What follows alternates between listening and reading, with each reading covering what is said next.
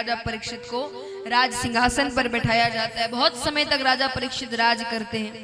एक दिन उनके खजाने की सफाई हो रही थी। देखिए, राज्य माने जो राजा बैठेगा उसका राज्य।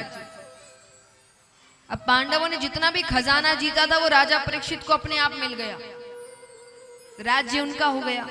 तो कितने राजाओं ने का ये राज्य रहा है, कितना खजाना था।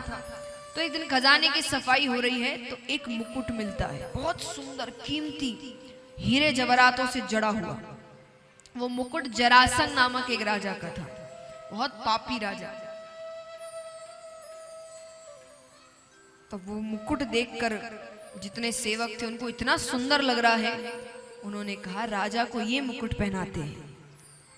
साफ कर कर उसको राजा परीक्षित को पहनाया जाता है। मैंने जैसा कहा, जैसी संगत वैसा स्वभाव। जैसे ही मुकुट पहनाया, राजा के मन में हिंसक भाव आने लगे। राजा कहते आज शिकार खेलने चलते हैं। शिकार खेलने राजा ने कहा है जाना तो पड़ेगा। शिकार खेलने जाते हैं। बीच रास्ते में वो देखते हैं एक शूद्र एक पैर के बैल को लाठी से मार रहा है, बड़ी बेरहमी से। और नीचे गौ माता पड़ी है अधमरी हालत में, वो हर थोड़ी देर में उसे भी पैर की ठोकर मार रहा है। राजा आते हैं, पूछते हैं तुम कौन हो?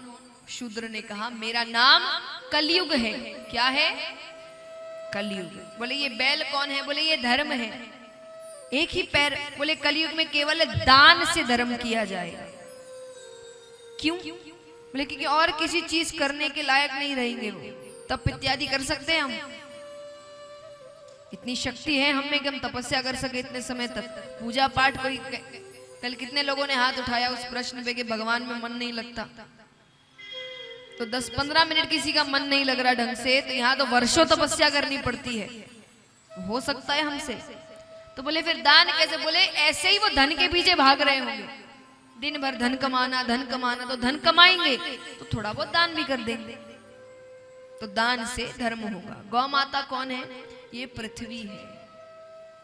आज देखा जाए जो भी गलत कार्य हो रहे हैं, चाहे वो हम एक दूसरे से लड़ रहे हैं या जो प्राकृतिक आपदाएं आ रही है, इसमें सबसे ज्यादा नुकसान किसको हो रहा है? धरती को, प्रकृति को। सबसे ज्यादा नुकसान उसी को हो रहा है। तो बोले ऐसी हालत होगी कलयुग में धरती की। राजा ने कहा ऐसा समय आने वाला है तो तुम्हारा तो मर जाना ही अच्छा है। वो तलवार निकालते। कलयुग ने कहा मुझ में लाख अवगुण हैं, पर एक ऐसा गुण है जो किसी युग में नहीं था। कौन सा गुण? कलयुग केवल नाम आधारा। केवल भगवान का नाम जप करने से भगवान मिल जाएंगे। तुम कहां तपस्या करते हो इतनी?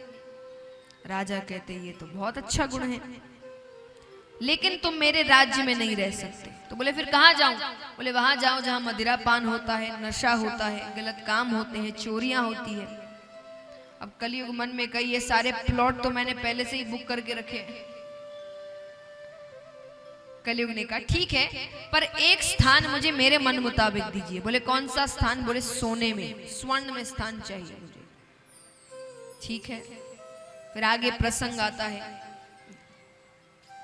क्योंकि सोने में स्थान मांगा तो उन्होंने खुद ने सोने का मुकुट पहना है। कलयुग प्रवेश कर गया।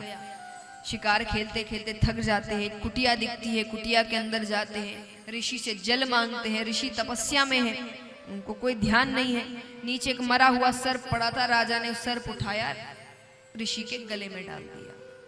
ये दृश्य ऋषि के शिष्य ने देखा, उनके पुत्र से जाकर कहा। पुत्र ने वहीं खड़े खड़े श्राप दे दिया, जिसने भी हरकत की है अगले 7 दिनों में तक्षक नाग के डसने पर उसकी मृत्यु हो जाएगी। राजा परीक्षित को श्राप दे दिया गया।